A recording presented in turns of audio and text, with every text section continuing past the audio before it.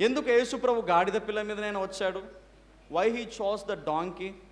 ఎందుకు గాడిద పిల్లని తీసుకున్నాడు? జకర్యా 9:9 మనం చూస్తే ఆ గాడిద పిల్ల ఒక తగ్గింపునకు గుర్తుగా కనబడుతున్నది.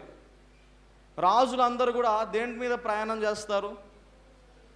గుర్రముల మీద ప్రయాణం చేస్తారు రాజులు. మన దేశాల్లో అయితే ఏనుగుల పైన ప్రయాణం చేసేవాళ్ళు. కానీ ఈ రాజు, this king, he's not travelling on horse. ఆయన గుర్రం పైన ప్రయాణం చేయట్లేదు, ఆయన గాడిద పైన ప్రయాణం చేస్తూ ఉన్నాడు. లోకంలో ఉన్న వాళ్ళందరూ కూడా నేను రాజుని అని గొప్పగా చెప్పుకునేటట్టు ఆయన కనబడట్లేదు. ఆయన తగ్గింపు కలిగి ఆయన వస్తున్నట్లు మనం చూస్తూ ఉన్నాం. ఆ గాడిద అనేది తగ్గింపునకు గుర్తుగా ఉన్నది. ఆయన వచ్చేటప్పుడు వీళ్ళందరూ ఏం చేస్తున్నారు? వాళ్ళ పైన యూదులందరూ కూడా మనము చూసి ఉంటాం, మూవీస్లో, సినిమాలో చూసి ఉంటాం. వాళ్ళ పైన పురుషులు కానీ స్త్రీలు కానీ పైన వాళ్ళు కొంగులా కప్పుకొని ఉంటారు, వస్త్రాలు ఉంటాయి.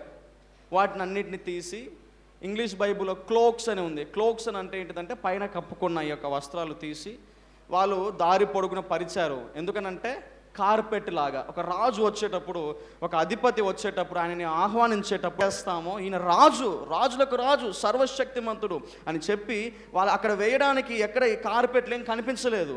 కాబట్టి వాళ్ళ పైన ఉన్న వస్త్రములను తీసి పరిచినట్లు మనం చూస్తూ ఉన్నాం. ఇదే నిజమైన ఆరాధన. అంటే ఆయన వచ్చేటప్పుడు నేను ఆయనని ఆహ్వానించాలి, నేను వెల్కమ్ చేయాలి.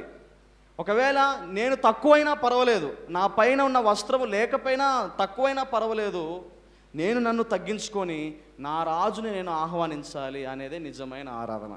హల్లెలూయా. అలాగే ఆయన వచ్చేటప్పుడు ఆయనని వెల్కమ్ చేస్తూ వస్తున్నారు. అది మాత్రమే కాదు, మరి ఆయన గాడిద పైన కూర్చోడానికి అనుకూలంగా ఉండాలని వస్త్రాలు వాళ్ళు పరుస్తున్నట్లు మనం చూస్తూ ఉన్నాం. ఇక వచ్చేటప్పుడు వాళ్ళందరూ కూడా ఆయనని స్తుతిస్తూ ఉన్నారు, ఆయనని ఘనపరుస్తూ ఉన్నారు. హల్లెలూయా.